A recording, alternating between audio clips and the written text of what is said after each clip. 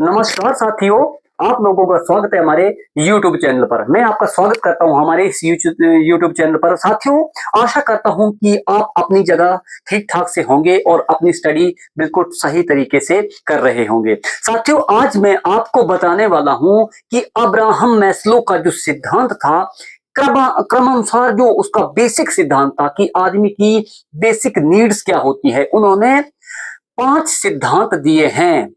जो आदमी है उसके लिए 5 सिद्धांत दिए हैं कि आप जो मानव है वो अपनी जिंदगी में उसका जो बेसिक नीड्स होती है वो क्या होती है। तो उन्होंने अपनी जिंदगी को जीने के लिए, आदमी की जिंदगी को जीने के लिए 5 सिद्धांत दिए हैं, जिनका नाम था अब्राहम मैस्लो।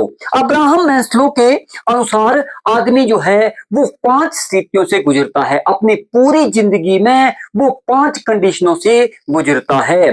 कई लोग हैं जो 5वीं कंडीशन है वहां पर बिल्कुल नहीं पहुंच पाते हैं। कई लोग हैं जो कि 3 जो स्टेज होती है वहीं तक सिमट कर रह जाते हैं। तो सबसे पहले मैं आपको बताता हूं, जो सबसे पहले पहला सिद्धांत है आदमी का। जो पहला सिद्धांत है उसमें क्या आता है, आदमी की जो जरूरत होती है, जो बेसिक नीड्स होती है आदमी की, वो क्या होती है।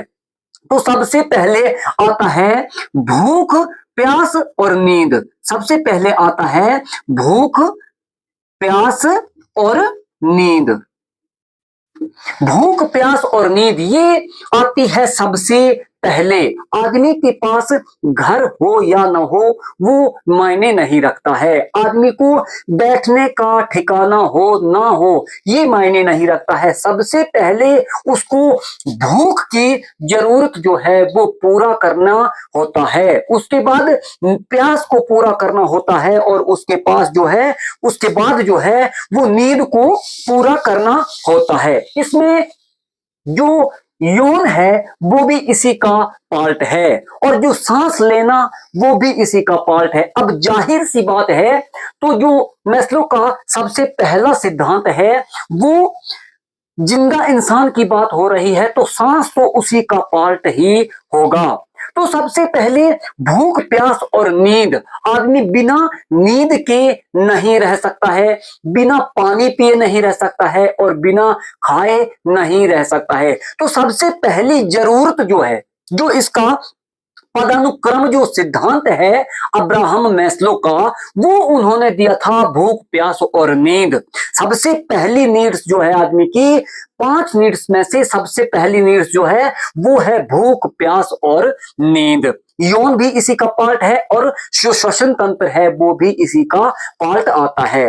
नंबर 2 पे आता है जो अब्राहम मैस्लो का दूसरा उन्होंने जिंदगी जीने का जो सिद्धांत दिया है, दूसरे सिद्धांत में आता है उनका घर।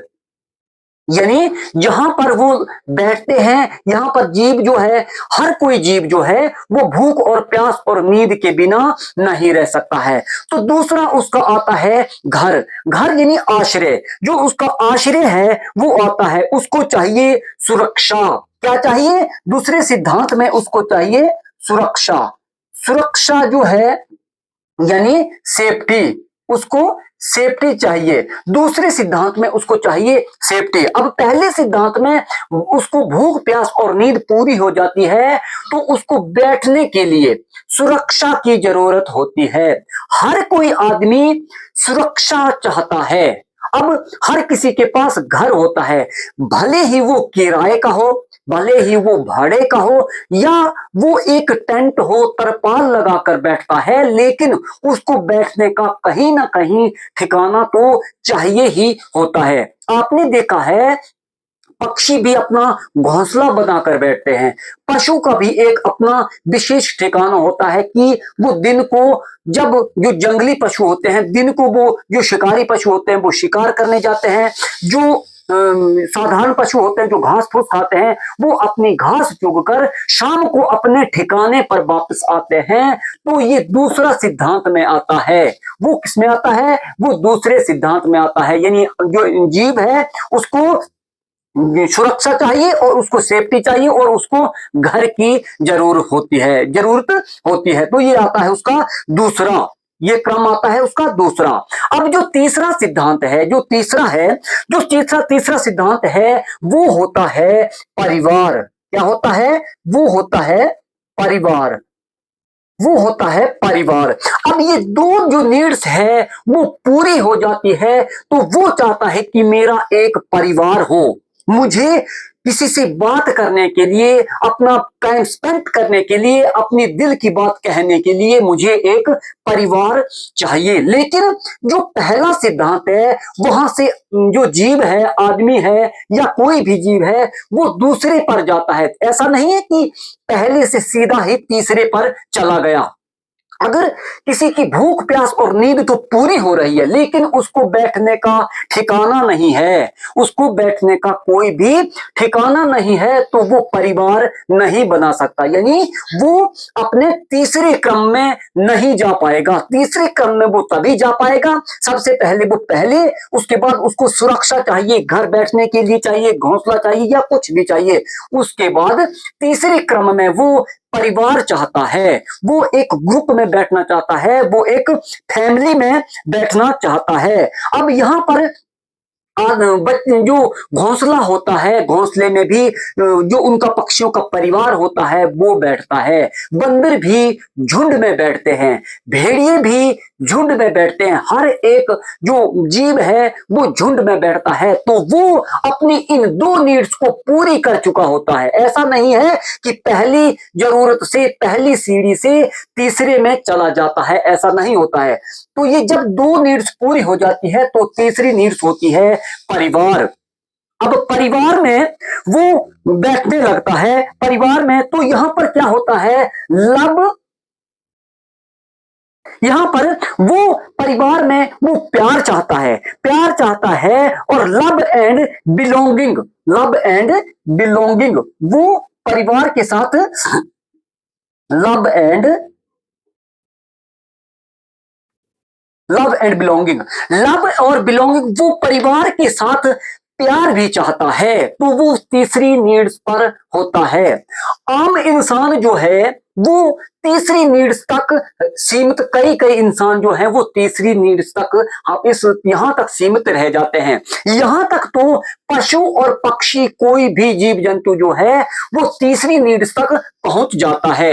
लेकिन इंसान को चाहिए कि यहां से चौथी और पांचवी में जाना जरूरी होता है। अब यहां तक तो आ गया, उसने परिवार बना लिया, उसने उसने अपने बच्चे पैदा कर लिए, वो एक ग्रुप में बैठने लगा और वो एक अच्छा बैठता है अपने परिवार के साथ, यानी लव एंड बिलोंगिंग, वो अपने परिवार में अच्छी तरह से बैठने लगा है। अब यहां से अब्राहम मैस्लो ने बताया है कि जो इंसान है वो चौथे क्रम में भी जाता है और पांचवें क्रम में तो बिरले ही पहुंचते हैं। पांचवा जो क्रम है वहां तक कोई कोई ही पहुंच सकता है। तो जो चौथा क्रम है वो क्या है, वो है आत्मसम्मान। वो क्या है, वो है आत्म सम्मान, वो है आत्म सम्मान।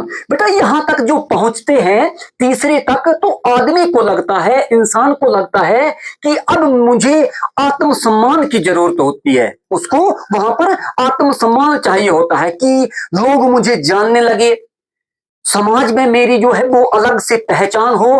तो यहां पर आत्म सम्मान जो है वो कौन सी स्टेज आती है, वो आती है चौथी स्टेज। चौथी स्टेज में आदमी आदमी जो है वो आत्म सम्मान चाहता है। अब चौथे स्टेज में आदमी आत्म सम्मान, जैसे कोई पढ़ लिख कर अफसर बन जाता है, कोई सरकारी कर्मचारी बन जाता है, तो कोई एमएलए बन जाता है। वो चाहता है कि दुनिया जो है मुझे जाने, दुनिया मुझको जाने और मैं दुनिया के लिए कुछ काम करूं। तो यहां पर जो आत्म सम्मान है वो कौन सा क्रम आ गया, वो आ गया चौथा क्रम। इसमें जो सेल्फ रिस्पेक्ट होती है, इसमें सेल्फ रिस्पेक्ट होती है, वो चाहता है आदमी, आत्म सम्मान सेल्फ रिस्पेक्ट चाहता है चौथे क्रम में।